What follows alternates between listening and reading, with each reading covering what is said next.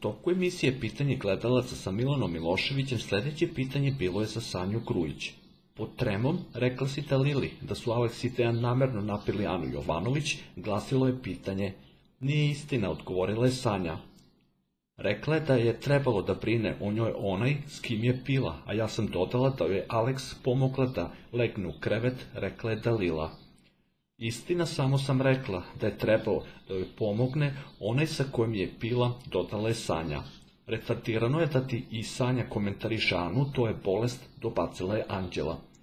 Ja imam pravo da pričam sa njom, oni se sa mojim bivšim mužem zove Zete, viknula je Dalila. Pre neki dan mi prebacuje da li gledam u njih dve, a sada razgovara sa njim, urlao je Car.